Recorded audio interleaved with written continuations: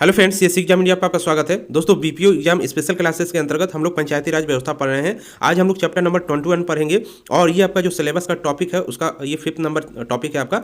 देखेंगे पंचायती राज व्यवस्था का जब डिटेल सिलेबस, तो उसमें फर्स्ट सेकंड इस तरह करके आपके टॉपिक दिए गए हैं। तो उसी के अंतर्गत ये आपका 5वां नंबर टॉपिक है, जिसमें ग्रामीण विकास योजनाएं दी गई हैं और 2 योजनाएं उसमें आपको अलग से दी गई हैं। इससे पहले वाला जो वीडियो पार्ट 1 था, पार्ट 1 वीडियो जो था, उसमें भी योजना आपकी कराई गई है एक, उसको जरूर देखिएगा। और ये वीडियो नंबर 2 है योजनाओं का। इसमें ग्रामीण पेयजल योजना का फेज फर्स्ट और फेज सेकंड हम लोग देखेंगे। काफी इंपॉर्टेंट वीडियो आपका होने वाला है, क्योंकि ये टॉपिक जो है वो बिल्कुल योजनाओं का ये जो टॉपिक है ये अलग से आपके सिलेबस में दिया गया है। बाकी आपकी ग्रामीण योजनाएं केंद्र सरकार और यूपी सरकार की वो तो पढ़नी है, आगे हम लोग पढ़ेंगे, लेकिन ये जो है दिया गया है ये अलग से आपको लिखा गया है। टॉपिक नंबर 5 जब देखेंगे उसमें। अब देखिए दोस्तों, इसका पीडीएफ आपको हमारे टेलीग्राम चैनल पर मिल जाता है। लिंक डिस्क्रिप्शन बॉक्स में टेलीग्राम चैनल को जरूर ज्वाइन कर लीजिएगा, जहां से इसको डाउनलोड करके आप रिवीजन कर सकते हैं। इसके अलावा हम बता दें, यदि आप पेड कोर्स ज्वाइन करना चाहते हैं बीपीओ एग्जाम की, तो इसमें टोटल आपको कंप्लीट क्लासेस मिलेंगी, पीडीएफ नोट्स मिलेगा जितना भी आपका सिलेबस है, और इसके साथ ही टेस्ट सीरीज भी इसी में आपका इंक्लूड रहेगा। इसकी जानकारी भी आपको टेलीग्राम चैनल पर मिल जाएगी, या हम वीडियो के लास्ट में इसकी जानकारी आपको दे देंगे। तो चलिए शुरू करते हैं। सबसे पहले हम लोग इसमें देखेंगे जो टॉपिक है आपका ग्रामीण पेयजल योजना। जो फेज़ 1 है, यानी कि फेज़ फर्स्ट कहाँ शुरू होता है, फेज़ सेकंड कहाँ शुरू होता है, और ग्रामीण पेयजल योजना है क्या, इसको देखते हैं। तो देखिए, सबसे पहले बात करें तो जो सुरक्षित पेयजल है, ये व्यवस्था जो है ये बुनियादी आवश्यकता है मानव जीवन के लिए। देखिए, जल तो जरूरी है, लेकिन इसके साथ साथ ही जो जल होना चाहिए वो ऐसा नहीं होना चाहिए कि आपको गंदा आप मिले, आप गंदा जल पिए, पानी पिए, ऐसा नहीं है। यहाँ पर सुरक्षित पेयजल आपको मिलना चाहिए, तो ये बुनियादी आवश्यकता है मानव की। अब दोस्तों, यहाँ पर बात करें, जल एक राज्य का विषय है, तो देखिए ये जो सूची है आपकी जल की, वो राज्य के विषय के अंतर्गत आती है, राज्य सूची के अंतर्गत। 3 सूचियाँ सभी को पता होगा, केंद्र सूची जिसको संघ सूची कहा जाता है, राज्य सूची और फिर समवर्ती सूची। तो ये आपकी 3 सूचियाँ होती हैं, तो जल राज्य सूची का विषय है। इसके अलावा बात करते हैं 11वीं अनुसूची में संविधान की, तो उन विषयों को शामिल किया गया जिन्हें राज्यों द्वारा पंचायतों को सौंपा जा सकता है। तो यहाँ पर क्या करती है, राज्य सूची का विषय है, लेकिन राज्य क्या करती है, पंचायतों को भी सौंप सकती है विषय, जिसपे पंचायत भी कानून बना सकते हैं।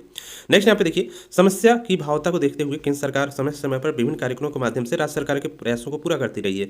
तो यहाँ पर राज्य सरकार क्या करती है, जल से संबंधित जो भी अपने कार्यक्रम योजनाएं लाती हैं, इसको केंद्र सरकार भी अपने तरीकों से पूरा करवाती है राज्यों के लिए, तो ये भी ध्यान रखिएगा। नेक्स्ट यहाँ पे देखिए, 11वीं पंचवर्षीय योजना, ये भी ध्यान रखिएगा, पानी की उपलब्धता और आपूर्ति जैसे प्रमुख मुद्दों की पहचान करती है। अब क्वेश्चन आपका आ जाए कि पानी जो है सुरक्षित पेयजल की व्यवस्था किस पंचवर्षीय योजना के अंतर्गत आती है, तो आपका आंसर होगा 11वीं, ध्यान रखिएगा इसको। नेक्स्ट यहाँ पे देखते हैं। अब यहाँ पे आपका जो है ग्रामीण पेयजल का जो है वो योजना जो है, इसका फेज़ 1 शुरू होता है। तो सबसे पहला जो प्रयास किया गया है वहीं से आपका फेज़ 1 शुरू हो जाता है। आगे हम लोग देखेंगे फेज़ सेकंड कहाँ शुरू होता है। तो देखिए, यहाँ पर 1972-73 की बात की जाए, तो यहाँ पर जल क्षेत्र में सरकार का प्रमुख हस्तक्षेप हुआ 1972-73 में, जो समस्याग्रस्त गांवों में पेयजल आपूर्ति के कवरेज में तेजी लाने के लिए और राज्यों और केंद्र शासित प्रदेशों की सहायता के लिए। तो यहाँ पर क्या है कि जहाँ पर जल की कमी थी या शुद्ध जल नहीं मिल पा रहा था, उसके लिए प्रयास किया गया यहाँ पर सरकार द्वारा 1972-73 में। तो यहीं से आपकी क्या है योजना ये शुरू होती है, और आगे ही इसका देखिए चल के यही वाली योजना आपकी सेकेंड फेज का रूप लेगी। तो ये कब लेगी, ये आगे हम लोग देखेंगे। यहाँ पर सबसे पहला जो कार्यक्रम आपका शुरू किया गया, यह योजना शुरू की गई, वो त्वरित ग्रामीण जल आपूर्ति कार्यक्रम शुरू किया गया था, जो कि 1972-73 में इसको शुरू किया गया था सरकार द्वारा। अब यहाँ पर आते हैं 1974-75 में। तो यहाँ पर क्या हुआ, राजपोषित योजना के रूप में 1974-75 में न्यूनतम आवश्यकता कार्यक्रम के अंतर्गत पेयजल योजना का कार्यान्वयन प्रारंभ किया गया। यहाँ से क्या होता है कि राज्य भी अपने लिए इस योजना के तहत ग्रामीण यहाँ पर जो है पेयजल से संबंधित योजनाएं बना सकते हैं। यहाँ से राज्यों का प्रयास शुरू हुआ। यहाँ तो सरकार, केंद्र सरकार का प्रयास हुआ पहली बार, उसके बाद राज्यों, यानी कि 1974 से पहले की बात करें तो इससे पहले राज्य जो है वो जल से रिलेटेड कोई कानून यहाँ पर नहीं बनाते, योजना कोई नहीं बनाते थे, ये ध्यान रखिएगा। तो यहाँ पर 1974 से शुरू हुआ, जो राज्य सरकार भी यहाँ पर कानून या योजनाएं अपने लिए बना सकते थे। नेक्स्ट यहाँ पे देखिए, 1977 की बात की जाए तो राज्य स्तर पर संसाधनों की कमी के दृष्टिगत भारत सरकार द्वारा केंद्र पोषित योजना के रूप में त्वरित ग्रामीण पेयजल आपूर्ति योजना पुनः लागू की गई। अब क्या हुआ, यहाँ से देखिए 1974 से योजना तो राज्यों द्वारा शुरू की गई थी, लेकिन इनके पास संसाधनों की कमी थी, तो इस कारण से ये जो प्रयास इनका रहा है वो सफल नहीं हो पाया। तो केंद्र सरकार को पुनः आना पड़ा, उनको पुनः जो इनकी योजना थी केंद्र सरकार की, जो 1972-73 में लाई गई थी, वो फिर से शुरू करनी पड़ी। तो ध्यान रखिएगा। तो इस तरह देखिए, ये योजना भले केंद्र सरकार की हो, लेकिन ये राज्यों के लिए होती है, ध्यान रखिएगा। ये जो जल की योजना है, ग्रामीण पेयजल योजना, ये राज्य में ही लागू होता है, राज्य ही इसको लागू कराती है, केंद्र सरकार उसको यहाँ पर आरंभ करती है, संसाधन देती है, सब कुछ देती है, लेकिन लागू करवाने का काम यहाँ पर राज्य सरकार की होता है, ध्यान रखिएगा। नेक्स्ट यहाँ पे देखिए, 1984 से राज्य सरकार द्वारा अनुसूचित जाति और अनुसूचित जनजाति के लिए राज्य पोषित पेयजल योजना संचालित की गई। तो यहाँ पर राज्य सरकार द्वारा पहली बार SC और ST के लिए भी अलग से यहाँ पर क्या किया गया, राज्य पोषित पेयजल योजना शुरू किया गया। तो ये भी ध्यान रखिएगा, कब 1984 में। अब 1986 आता है, इसमें क्या होता है, पानी की गुणवत्ता, उचित प्रौद्योगिकी हस्तक्षेप, मानव संसाधन विकास सहायता और अन्य संबंधी गतिविधियों पर ध्यान देने के लिए प्रौद्योगिकी मिशन कार्यक्रम 1986 में शुरू किया गया। तो ये भी आपका जो है जल से रिलेटेड योजना है, तो इसको भी ध्यान रखिएगा। अब यहाँ पर चलते हैं आगे। अब देखिए यहाँ पर क्या होता है, जो 1991 आता है, इसमें जो आपका प्रौद्योगिकी मिशन 1986 है, इसका 1991 में नाम बदलकर राजीव गांधी राष्ट्रीय पेयजल मिशन कर दिया गया। तो ये भी ध्यान रखिएगा, क्योंकि एक क्वेश्चन आपके जो आते हैं वो डायरेक्ट आते हैं और ये डायरेक्ट ही इसको पढ़ना रहता है, आपको कोई भी ज़्यादा यहाँ पर डिटेल में पढ़ने की जरूरत नहीं है।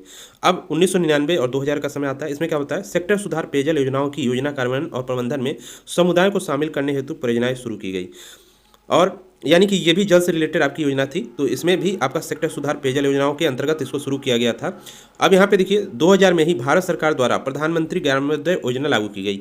अब ये जैसे ही लागू की जाती है, तो इसमें क्या होता है कि जो आपका न्यूनतम आवश्यकता कार्यक्रम है और SC ST के लिए पेयजल योजना जो लाई गई थी, यहाँ पर देखिए ये जो न्यूनतम आवश्यकता कार्यक्रम यहाँ पर हमने दे रखा है, ये वाला कार्यक्रम और ये वाला कार्यक्रम आपका जो SC ST के लिए था, ये दोनों कार्यक्रम को विलय करके किस में कर दिया गया, प्रधानमंत्री ग्रामोदय योजना में। अब इसके अंतर्गत ये चलेंगी ये योजनाएं, तो इन दोनों योजनाओं का तो इसमें विलय हो गया। अब आगे इसमें देखिए उत्तर प्रदेश सरकार का क्या प्रयास रहा है इसमें, तो भारत सरकार ने 1999 में जल और स्वच्छता मिशन की शुरुआत करते हुए ग्रामीण जल और स्वच्छता में सुधार पहल शुरू की। मिशन का समग्र लक्ष्य ग्रामीण क्षेत्रों में बेहतर जल आपूर्ति और स्वच्छता सुविधाओं तक पहुंच बढ़ाकर स्थिरता सुनिश्चित करके जीवन की गुणवत्ता में सुधार करना है। तो ये आपकी केंद्र सरकार की थी। उसके बाद क्या हुआ, इस संबंध में समुदाय आधारित और भागीदारी परियोजनाओं के लिए समग्र नीति मार्गदर्शन करने के लिए ग्रामीण विकास विभाग उत्तर प्रदेश सरकार ने राज्य मिशन, जिसको राज्य जल और स्वच्छता मिशन है, इसको गठन किया गया और स्थापना की गई। तो यहाँ पर उत्तर प्रदेश सरकार का पहली बार जो आपका ये हुआ राज्य जल और स्वच्छता मिशन, इसका गठन किया गया कब, 1999 में। ये ध्यान रखिएगा, 1999 ही यहाँ पर आएगा। अब यहाँ पे देखिए 2002 में क्या हुआ, सेक्टर सुधार पेयजल योजना की जगह 2002 में स्वजल धारा कार्यक्रम के रूप में इसकी शुरुआत कर दी गई। यानी जो सेक्टर सुधार कार्यक्रम जो आपने यहाँ पर पढ़ा, ये 1999-2000 में। देखिए यहाँ पर डायरेक्ट क्वेश्चन कैसे आते हैं, आपका यहाँ पर ज़्यादा डिटेल में पढ़ने की जरूरत नहीं है, इसको आगे की चीज़ हम लोग डिटेल में देखेंगे। यहाँ पर केवल आप ईयर ध्यान रखिएगा और उस ईयर में कौन सी योजना चल रही है, केवल ये ध्यान रखिएगा। जैसे 1999-2000 में सेक्टर सुधार पेयजल योजना चल रही है, 1991 में आपका राजीव गांधी राष्ट्रीय पेयजल मिशन कर दिया गया। तो कब जब किया गया है, जिस ईयर में किया गया है, वो आपको यहाँ पर ध्यान रखने की जरूरत है। अब यहाँ पे देखिए जब 2009 आता है, 2009, तो यहाँ पर त्वरित ग्रामीण पेयजल योजना जो आपने ऊपर पढ़ा, त्वरित ग्रामीण पेयजल योजना, देखिए कब, एक तो आपका 1972-73 में आया था त्वरित ग्रामीण पेयजल योजना, तो ये पहली बार आया है। उसके बाद पुनः इसको लागू कर दिया गया था 1977 में, तो एक बार हो गया, दो बार हो गया। अब तीसरी बार आपका कब आता है, यहाँ पर 2009 में आता है। वही योजना यहाँ पर है, वही योजना आपकी 2009 में आती है और इसका नया स्वरूप अब आपको देखने को मिलता है। अभी फेज़ 1 ही चल रहा है, ध्यान रखिएगा, फेज़ 1 ही चल रहा है ग्रामीण पेयजल योजना का। तो इसमें क्या होता है, जो त्वरित ग्रामीण पेयजल योजना थी उसको नया स्वरूप देने के लिए क्या कर दिया गया, उसका नाम राष्ट्रीय ग्रामीण पेयजल आपूर्ति या संपूर्ति कार्यक्रम कर दिया गया, NRDWP, इसको ध्यान रखिएगा, ये इसका नाम कर दिया गया बदल कर, और इसके लिए 23,050 करोड़ रुपए का आवंटन किया गया। तो ये यहाँ पर 2009 से आपकी जो है इसको और तेज़ी से और अच्छे रूप में यहाँ पर शुरू किया गया 2009 में, ये भी ध्यान रखिएगा। और ये भारत सरकार द्वारा शुरू किया गया था राज्यों के लिए, मुख्य रूप से ग्रामीण इलाकों के लिए। अब यहाँ पे देखिए, यहाँ पर दिया गया है राज्य स्तर में संचालित एवं पोषित पेयजल योजनाओं का। अब जो भी राज्य स्तर पर संचालित छोटी मोटी योजनाएं थी ग्रामीण पेयजल के लिए, राज्यांश के रूप में उक्त कार्यक्रम में विलय कर दिया गया। यानी जो राज्य से रिलेटेड कोई भी योजनाएं थी उनको भी इसी में मिला दिया गया, ये भी ध्यान रखिएगा। इसके अलावा इस योजना के निर्माण कार्यों के साथ साथ जल स्रोत योजनाओं की सस्टेनेबिलिटी हेतु 10%, यानी कि जल स्रोत जितने भी हैं और जो योजनाएं हैं उनके लिए 10%, और तथा पेयजल योजनाओं के संचालन एवं अनुरक्षण हेतु 10 से 15% की धनराशि आवंटित किए जाने का प्रावधान रहा है। 2017 में क्या हुआ, वर्ष 2017 में भारत सरकार द्वारा दिशा निर्देश में परिवर्तन कर सस्टेनेबिलिटी तथा संचालन व अनुरक्षण हेतु उपलब्ध प्राविधान को समाप्त कर दिया गया। यानी कि जो ये प्रावधान किया गया था 10% और 10 से 15% वाला, ये 2017 में समाप्त कर दिया गया। नेक्स्ट यहाँ पे देखिए, वर्तमान में राष्ट्रीय ग्रामीण पेयजल कार्यक्रम जो है के अंतर्गत, इसका देखो शॉर्ट रूप भी जरूर आप लोग ध्यान रखिएगा, ये इंपॉर्टेंट है, NRDWP के अंतर्गत ग्रामीण पेयजल आपूर्ति के कार्य भारत सरकार एवं राज्य सरकार द्वारा 50-50 के अनुपात में वित्त पोषित किए जा रहे हैं। यानी कि अब जो ये आपका कार्यक्रम चल रहा है यही इसको देखिए राष्ट्रीय ग्रामीण पेयजल कार्यक्रम भी कहा जाता है। इसको राष्ट्रीय ग्रामीण पेयजल आपूर्ति या संपूर्ति कार्यक्रम भी कहा जाता है। दोनों का नाम सेम है, ध्यान रखिएगा, इससे कंफ्यूज मत होइएगा। तो ये अभी जो योजना चल रही है इसमें क्या किया गया है, केंद्र और राज्य यहाँ पर 50-50 के यानी कि 50% यहाँ पर धन मुख्य रूप से यहाँ पर धन को ही देखा जाता है और 50% धन यहाँ पर राज्य सरकार और केंद्र सरकार लगाएंगी। तो 50% राज्य का रहेगा, 50% केंद्र सरकार का। तो इस तरह ये योजना आपकी चल रही है। नेक्स्ट यहाँ पर आगे देखते हैं, उक्त के अतिरिक्त केंद्र पोषित प्रधानमंत्री जन विकास कार्यक्रम के अंतर्गत भी अल्पसंख्यक बाहुल्य जनपदों में भी पेयजल योजनाओं का क्रियान्वयन किया जा रहा है। अब कहीं कहीं जैसे अल्पसंख्यक बाहुल्य समुदाय हैं तो वहाँ पर अलग से भी ये योजना चल रही है। जैसे ऊपर आपने SC/ST के लिए देखा था कि अलग से योजना आई थी, उसी तरह प्रधानमंत्री जन विकास कार्यक्रम के अंतर्गत यहाँ पर अल्पसंख्यक जो बाहुल्य जनपद है, जो जिले हैं, उनमें प्रधानमंत्री जन विकास कार्यक्रम के अंतर्गत ये इसी पेयजल योजना को यहाँ पर कराया जा रहा है। तो ये भी ध्यान रखिएगा। तो नेक्स्ट यहाँ पर देखते हैं, वर्ष 2016-17 में क्या हुआ। वर्ष 2016-17 में राज्य सरकार की प्राथमिकताओं एवं ग्रामीण पेयजल से संबंधित ऐसे कार्य जो केंद्र द्वारा निर्धारित प्राथमिकताओं से आच्छादित नहीं है किंतु राज्य स्तर से पोषित राज्य ग्रामीण पेयजल योजना प्रारंभ की गई। उक्त के अतिरिक्त केंद्र पोषित प्रधानमंत्री जन विकास कार्यक्रम के अंतर्गत भी ये वही चीज़ आपका लिखा गया जो ऊपर अभी हमने पढ़ा। नेक्स्ट यहाँ पे देखिए, जल शक्ति मंत्रालय भारत सरकार द्वारा राष्ट्रीय ग्रामीण पेयजल आपूर्ति योजना को समाहूत करते हुए 2019 में जल जीवन मिशन प्रारंभ किया गया। अब यहाँ पे देखिए क्या होता है, अभी तक तो आप पढ़ रहे थे राष्ट्रीय ग्रामीण पेयजल आपूर्ति योजना, जो ऊपर आपने पढ़ा ये वाला, ये जो अभी आप चल रहा था, तो ये जब तक चल रहा था तो वो आपने देखा। अब यहाँ पर क्या होता है कि यहाँ पर इसका जो है नाम या इसको समाहित कर दिया गया किस में, 2019 में जल जीवन मिशन में। तो यहाँ पर प्रधानमंत्री मोदी का कार्यकाल शुरू हो जाता है 2014 से। तो उसके बाद ये 2019 में जो फेज़ 1 आपका चल रहा था उसका यहाँ पर नाम हो जाएगा जल जीवन मिशन, और ये फेज़ 2 यहाँ से आपका शुरू हो जाएगा। तो फेज़ 1 के अंतर्गत जो चीज़ें हैं वो आप यहाँ पर 2019 से पहले देख सकते हैं क्या क्या चीज़ें रही हैं। इसका नाम क्या रहा है, ग्रामीण जो पेयजल योजना कार्यक्रम रहा है, तो इसका जो नाम यहाँ पर अलग अलग समय में अलग अलग रहा है। फाइनल नाम जो इसका होता है राष्ट्रीय ग्रामीण पेयजल कार्यक्रम, और काफ़ी समय तक ये चलता है। उसके बाद 2019 का जब समय आता है तो यहाँ से फेज़ 2 शुरू हो जाता है, उसका नाम भी आपका जल जीवन मिशन कर दिया जाता है, या ये जो योजना थी इसी के अंतर्गत समाहित हो जाती है, ध्यान दीजिएगा। अब यहाँ से हम लोग फेज़ 2 पढ़ेंगे, यानी कि जल जीवन मिशन क्या है इसके बारे में यहाँ से पढ़ेंगे। तो यहाँ पे देखिए जल जीवन मिशन के बारे में पढ़ते हैं। जल शक्ति मंत्रालय के अंतर्गत पहली बार तो ये आप जान लीजिए, ये जल जीवन मिशन जो आता है वो जल शक्ति मंत्रालय के अंतर्गत आता है। भारत सरकार द्वारा राष्ट्रीय ग्रामीण पेयजल संपूर्ति कार्यक्रम को समाहित करते हुए जल जीवन मिशन प्रारंभ किया गया। जल जीवन मिशन की शुरुआत 15 अगस्त 2019 से हुई, ये भी ध्यान रखिएगा, काफ़ी इंपॉर्टेंट डेट है। को प्रधानमंत्री नरेंद्र मोदी ने की। निर्मला सीतारमण ने केंद्रीय बजट 2019-20 में जल जीवन मिशन का ऐलान किया था, यानी कि ये योजना आने से पहले ही केंद्रीय बजट में इसका ऐलान कर दिया गया था, ध्यान रखिएगा। तो 15 अगस्त 2019 को बाकायदा इसकी शुरुआत भी हो गई। नेक्स्ट यहाँ पे देखिए क्वेश्चन आ सकता है, देखिए कि जब जल जीवन मिशन प्रारंभ हुआ वो उस समय जो बजट पेश जिन्होंने किया था वो कौन नहीं थी, तो निर्मला सीतारमण, तो ध्यान रखिएगा। नेक्स्ट यहाँ पे देखिए जल जीवन मिशन के अंतर्गत वर्ष 2024 तक प्रदेश के हर घर में नल से जल उपलब्ध कराने का लक्ष्य निर्धारित किया गया है, तो ये ध्यान रखिएगा।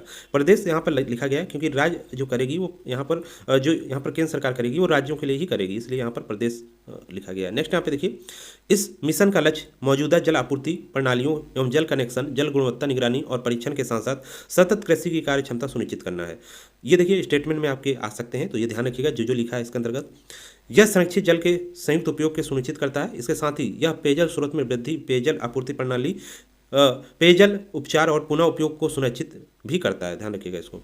नेक्स्ट यहाँ पर इसके लिए जल संसाधन मंत्रालय, नदी विकास और गंगा कायाकल्प और पेयजल तथा स्वच्छता मंत्रालय, यहाँ पे 3 मंत्रालय यहाँ पर जो दिए गए हैं वो यहाँ पर क्या होगा, इनको मिला दिया गया कि ये देखरेख करेंगे।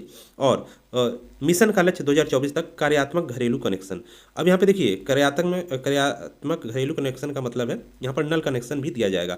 अब देखिए केवल जल आप दे देंगे तो जल कोई कैसे लेगा, केवल बिना नल उसको मिले, उसके घर में जब तक नल नहीं है, पाइप नहीं गई है, तो उसको आप जल सीधे कैसे दे सकते हैं। तो इसीलिए ये कार्यक्रम भी यहाँ पर शुरू किया गया था के माध्यम से ग्रामीण परिवार के प्रति व्यक्ति को 55 लीटर पानी की आपूर्ति करना है, यानी एक परिवार में हर एक व्यक्ति के लिए अलग अलग 55 लीटर यहाँ पर पानी की आपूर्ति करना है, यानी नल के द्वारा ये जल आपका आएगा। यानी कि जो जल आपको मिलेगा ये आपका नल के द्वारा मिलेगा। ऐसा नहीं कि कोई भी टैंकर आपका आ गया या उसके टंकी लगा दी गई है, ऐसा नहीं है। ये सब आपका नल के द्वारा जल यहाँ पर दिया गया है, वो अब सरकार करेगी, कैसे करती है। अब यहाँ पे देखिए जल जीवन मिशन की विशेषताएं क्या है। जल जीवन मिशन स्थानीय स्तर पर जल की एकीकृत मांग और आपूर्ति पक्ष प्रबंधन पर ध्यान केंद्रित करता है। वर्षा जल का संचयन, भूजल पुनर्भरण और पुनः उपयोग के लिए घरेलू विशिष्ट जल प्रबंधन जैसे अनिवार्य तत्वों के रूप में स्रोत सतत उपाय हेतु स्थायी बुनियादी ढांचे का निर्माण अन्य सरकारी कार्यक्रमों योजनाओं के साथ अभिसरण में किया जाता है। यानी इसमें कई कुल मिला के जल से रिलेटेड जितनी भी चीज़ें हो सकती हैं वो सब इसके अंतर्गत किया जाता है। ये सब करती हैं आपके सरकार की जो इकाइयाँ बनी हुई है, जो यहाँ पर अलग रूप से जो योजना कार्यक्रम चल रहे हैं वो भी इनमें सहयोग करती हैं। चाहे वो वर्षा का जल का संचयन करना हो, क्योंकि वो फाइनली आपके जल प्रदान करना है शुद्ध, तो उसको शुद्ध करके आपको ग्रामीण इलाकों तक पहुँचाना है, ये इनका काम रहता है। देखिए नेक्स्ट, यह मिशन जल के लिए सामुदायिक दृष्टिकोण पर आधारित है तथा मिशन के प्रमुख घटकों के रूप में व्यापक सूचना, शिक्षा और संचार शामिल है। नेक्स्ट यहाँ पे देखते हैं जल जीवन मिशन का प्रबंधन कैसे होता है, क्या होता है। जल समितियां ग्राम जल आपूर्ति प्रणाली योजना क्रियान्वयन, प्रबंधन, संचालन और रखरखाव करती हैं। यानी कि जल समितियां जो बनी हैं वही ये सब इनका प्रबंधन करती हैं। इनमें 10-15 सदस्य होते हैं, जिनमें कम से कम 50% महिला सदस्य होते हैं। स्वयं सहायता समूह भी इनमें होते हैं। मान्यता प्राप्त सामाजिक और स्वास्थ्य कार्यकर्ता भी इसमें शामिल होती हैं। आंगनवाड़ी हो गया, शिक्षक आदि भी इन सब में सहयोग करते हैं जल जीवन मिशन के लिए, जिनको कार्य दिया गया है। इसके अलावा समितियां सभी उपलब्ध ग्राम संसाधनों को मिलाकर एक बारगी ग्राम योजना तैयार करती है। योजना को लागू करने से पहले ग्राम सभा द्वारा अनुमोदन यहाँ पर आवश्यकता होता है, तो ये भी ध्यान रखिएगा। अनुमोदन कौन करता है? मान लीजिए जल से रिलेटेड कोई भी, अब जैसे मान लीजिए एक गांव है, वहाँ पर जल से रिलेटेड काम करना है, तो उसके लिए सबसे पहले वहाँ पर घर देखे जाएंगे कि घर किस तरह है, पाइप वहाँ पर बिछाया जा सकता है कि नहीं नल के लिए। तो ये सब चीज़ें जो होती हैं वो सभी उसका पूरा का पूरा जो कार्यक्रम एक बनता है, उसका जो अनुमोदन होता है ग्राम सभा द्वारा किया जाता है उन गाँव में जहाँ पे ये सब सुविधा देनी हो। नेक्स्ट यहाँ पे देखिए जल जीवन मिशन का वित्त पोषण क्या होता है। तो अभी देखिए 50-50 ही है राज्य और केंद्र का। जैसे ऊपर आपने फेज़ 1 में देखा था, तो ये जल जीवन मिशन में भी 50-50 है। लेकिन यहाँ पर जो हिमालय तथा उत्तर पूर्वी राज्य हैं, ध्यान रखिए हिमालय और उत्तर पूर्वी राज्य, यानी कि पूरब के जो जैसे सिक्किम हो गया यहाँ पर, और पूरब के जो आपके हैं राज्य, उनके लिए यहाँ पर 90-10 रखा गया है, ध्यान रखिएगा। और अन्य राज्यों के लिए 50-50 ही है, जो आपके मेन राज्य हैं सब। और केंद्र शासित प्रदेशों के मामले में ये इसका जो 100% है ये केंद्र ही करती है, क्योंकि केंद्र शासित ही प्रदेश वो है, वहाँ पर केंद्र सरकार का ही शासन है। तो वहाँ पर राज्य नहीं देखेगा, वो तो केंद्र का शासन है, तो केंद्र ही 100% वहाँ पर वित्त पोषित करेगी, यानी कि धन का उपलब्धता केंद्र ही करेगी। बाकी जो राज्य हैं जैसे एमपी हो गया, यूपी हो गया, इस तरह के जो राज्य आपके हैं, बिहार हो गया, इनमें 50-50 का चलता है, ध्यान रखिएगा। नेक्स्ट यहाँ पे देखिए जल जीवन मिशन में डायरिया से होने वाली लगभग 4 लाख मौतों को रोकने की क्षमता है। यानी कि यहाँ पर जो जल प्रदान किया जाता है सुरक्षित रहता है और सभी को पानी मिलता है पीने के लिए ग्रामीण इलाकों में। तो इस तरह जो भी दूषित पानी लोग पी रहे हों ग्रामीण इलाकों में या बाहर से भर के लाते हैं, तो इस तरह दूषित पानी रहता है, तो उससे क्या है डायरिया फैलने का यहाँ पर डर रहता है। डायरिया मुख्य रूप से जल के प्रदूषण से फैलता है, तो इस तरह डायरिया से होने वाली मौतों को रोका जा सकता है यदि सुरक्षित जल उन लोगों तक पहुँचा दिया जाए। इससे भारत के हर घर में पाइप की सहायता से पेयजल की सुविधा प्रदान करने के लिए जीवन रक्षक प्रभावों के बारे में पता चलता है। नेक्स्ट उत्तर प्रदेश में क्या किया गया, तो इसके लिए देखिए एक चीज़ यहाँ पर की गई है। 22 नवंबर 2020 को उत्तर प्रदेश में प्रधानमंत्री ने 22 नवंबर 2020 को इसकी आधारशिला रखी। प्रधानमंत्री जी ने उत्तर प्रदेश के विंध्याचल क्षेत्र में के मिर्जापुर और सोनभद्र, ये 2 आपके जिले हैं यूपी के, इनमें देखिए मुख्य रूप से 22 नवंबर 2020 ये डेट ध्यान रखिएगा। यहाँ पर क्या शुरू किया गया था, इन जिलों के लिए स्पेशली ग्रामीण पेयजल आपूर्ति परियोजनाओं का क्या किया गया था, यहाँ पर आधारशिला रखा गया था। केंद्रीय जल शक्ति मंत्री श्री गजेंद्र सिंह शेखावत, उत्तर प्रदेश की राज्यपाल श्रीमती आनंदीबेन पटेल और उत्तर प्रदेश के मुख्यमंत्री योगी आदित्यनाथ इस अवसर पर उपस्थित थे। तो इसमें क्या हुआ कि ये जो मिर्जापुर और सोनभद्र काफ़ी ये तो सूखे इलाके हैं, इनके लिए यहाँ पर क्या किया गया था, ग्रामीण पेयजल आपूर्ति योजना, यहाँ पर जितने भी गाँव हैं मिर्जापुर और सोनभद्र में सबके लिए ये योजना शुरू की गई थी। कुल मिला के 2995 गाँव, 42 लाख आबादी थी और योजना की जो लागत रही है यहाँ पर 5555.38 करोड़ और 2 साल में ये पूरा कराने का लक्ष्य रखा गया था। तो 2022 तक इसको पूरा हो जाना चाहिए था, लेकिन बीच में कोरोना आ गया तो ये योजना अभी बढ़ गई है। तो इनके लिए ये योजना शुरू की गई थी सोनभद्र और मिर्जापुर, तो ये ध्यान रखिएगा, क्वेश्चन आपका आ सकता है। नेक्स्ट यहाँ पर देखिए हर घर नल योजना भी आपकी चलाई जा रही है केंद्र सरकार द्वारा। यहाँ पर देखिए क्या है, देखिए पानी तो पहुँचाना है ग्रामीण इलाकों में, ये तो केंद्र सरकार की योजना है ही, और राज्यों में पहुंचाना है, जो भी राज्य के जितने भी गांव हैं, तो वहां तक पानी पहुंचाने के लिए मुख्य रूप से ये पानी आपका जो जाएगा वो नल के द्वारा ही जाएगा, क्योंकि नल हर घर में नल का जल, ये आपका मुख्य रूप से देखा जाए पूरी योजना जो है आपकी ग्रामीण पेयजल योजना, तो उसको हर घर में नल से जल का आप कह सकते हैं, उसको नाम दे सकते हैं। तो पानी जो जाएगा वो नल के जाएगा। देखिए ये नल जो लगा हुआ है यहाँ पर, तो इस तरह आपका पानी जाएगा। तो इसके लिए पहले नल आपका अनिवार्य है, आपके घर में नल, और नल के लिए पाइप फिटिंग होना अनिवार्य है। तो ये पाइप फिटिंग की जाती है, जो आपका हर घर जल योजना है उसके लिए पाइप फिटिंग और नल लगाया जाता है। उसके बाद पानी की व्यवस्था की जाती है। अब ऐसा नहीं कि पानी यहाँ पर आप गड्ढा है बना के उसमें डाल दिए और लोग वहाँ से लेंगे, ऐसा नहीं है, या टैंकर कोई आता है, ऐसा नहीं। नल के द्वारा यहाँ पर जल देना है, तभी वो सुरक्षित रहेगा। सुरक्षित कब रहेगा? जब उसको नल के द्वारा ले जाएंगे। कहीं भी उसको टैंकर वगैरह से देते हैं तो वो सब क्या है, गंदा हो जाता है पानी वहाँ पर, केवल वो पीने योग्य नहीं होता है, जबकि यहाँ पर पीने योग्य पानी पहुँचाना है। नेक्स्ट यहाँ पे देखिए, अब इसके लिए घर घर नल योजना शुरू की गई है। तो इसमें क्या है, उत्तर प्रदेश की राज्य स्तरीय योजना स्वीकृत समिति ने 11 नवंबर 2021 को ग्रामीण इलाकों में नल जल कनेक्शन देने के लिए 1882 करोड़ रुपए की प्रस्ताव की मंजूरी दी। इन योजनाओं से 33 जिलों के 1262 गांवों की 29 लाख आबादी को फायदा होगा। तो ये आपका अलग है। मुख्य रूप से ये ध्यान रखिएगा कि ये जो हर घर नल योजना है ये भी आपकी केंद्र सरकार द्वारा शुरू की गई है। यानी कि पहले नल यहाँ पर दिया जाएगा, फिर उसके बाद जल कनेक्शन आपका दिया जाएगा। जहाँ जहाँ नल लग जाएगा, पाइप जहाँ फिटिंग हो जाएगी, वहाँ पर जल कनेक्शन आपका मिल जाएगा। नेक्स्ट यहाँ पे देखिए, संयुक्त राष्ट्र अब यहाँ पर क्या कहता है, इसका संयुक्त राष्ट्र का सतत विकास लक्ष्य होता है, सभी को पता है SDG, इसके बारे में जरूर पढ़िएगा SDG। इसमें लक्ष्य निर्धारित होते हैं। तो संयुक्त राष्ट्र का यहाँ पर सतत विकास लक्ष्य है, उसके अंतर्गत क्या कहा गया है कि 2030 तक हर घर में जल होना चाहिए। देखिए केंद्र सरकार, ये तो आपकी भारत सरकार की योजना है। इसके अलावा संयुक्त राष्ट्र ने भी यहाँ पर कहा है कि 2030 तक हर घर में जल, यानी हर एक ग्रामीण घर को सुरक्षित एवं पर्याप्त पेयजल प्राप्त कराने के लिए दीर्घकालिक लक्ष्य है। तो ये संयुक्त राष्ट्र की तरफ से है, भारत में संयुक्त राष्ट्र की तरफ से भारत में हर घर में क्या है, जल कब तक, 2030 तक। ये 2030 तक तो संयुक्त राष्ट्र की तरफ से है, लेकिन भारत सरकार इसमें क्या कर रही है कि 2024 तक ही आपके घर में यहाँ पर जल पहुँचाने का कार्य यहाँ पर कर रही है। तो इसका क्या है कि ये भी लक्ष्य पूरा हो रहा है। यह संयुक्त राष्ट्र का जो आपका सतत विकास लक्ष्य है, ये भी भारत सरकार यहाँ पर पूरा कर रही है, ध्यान रखिएगा। नेक्स्ट यहाँ पर देखिए, जल स्तर की अब बात कर लेते हैं। यहाँ पर इसको देख लीजिए थोड़ा। यहाँ पर जल स्तर क्या है, जल जीवन की सबसे महत्वपूर्ण आवश्यकताओं में से एक है। पीने योग्य पानी की सुनिश्चित उपलब्धता मानव विकास के लिए महत्वपूर्ण है। भारत वैश्विक मानव आबादी का 18% और वैश्विक पशुधन आबादी का 15% का घर है। हालांकि इसके पास केवल 2% भूमि है, यानी जनसंख्या बहुत ज़्यादा है, भूमि बहुत कम है, ध्यान रखिएगा इसको। और भूमि क्षेत्रफल और वैश्विक मीठे पानी के संसाधनों का 4% है। यानी जितने भी संसाधन है मीठे पानी के जो उपलब्ध हैं, एक तो आपका धरती के नीचे का जल हो गया, जो आप हैंडपम्प लगाकर निकालते हैं या मोटर लगाकर निकालते हैं, वो हो गया। इसके अलावा भी तालाब, नदियाँ, ये सब हो गई। तो ये केवल 4% है जो टोटल विश्व में है। और केवल भूमि की बात की जाए तो जितनी भी जनसंख्या के हिसाब से 2% ही केवल भूमि क्षेत्रफल है। नेक्स्ट यहाँ पे देखिए, अनुमान के अनुसार 1991 में प्रति व्यक्ति वार्षिक मीठे पानी की उपलब्धता, ये ध्यान रखिएगा इसको, 1991 में कितनी थी प्रति व्यक्ति मीठे पानी की उपलब्धता, 5177 क्यूबिक मीटर। 2001 में कितनी हो गई, 1945 क्यूबिक मीटर। 2019 में कितनी हो गई, 1368, यानी 1368 क्यूबिक मीटर। और 2025 तक ये हो जाएगी 1293 क्यूबिक मीटर हो जाने की संभावना है।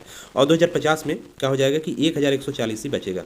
तो कहाँ 5000 था और कहाँ 1140 हो जाएगा। तो बहुत कम पानी यहाँ पर उपलब्धता रहेगी यहाँ पर प्रति व्यक्ति। तो ध्यान रखिएगा इसको, ये काफ़ी इंपॉर्टेंट है। जल स्तर घटता जा रहा है, पानी की कमी होती जा रही है, इसलिए ये यहाँ पर जल स्तर दिया गया है।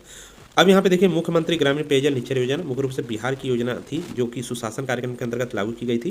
कब लागू किया गया था, तो ये क्वेश्चन आपका आ सकता है कि बिहार सरकार की मुख्यमंत्री पेयजल निश्चय योजना कब शुरू की गई थी। अगर क्वेश्चन आना होगा तो डायरेक्ट इसी तरह आएगा, ये पूछेगा। तो 2016-17 में शुरू किया गया था इसको ध्यान रखिएगा।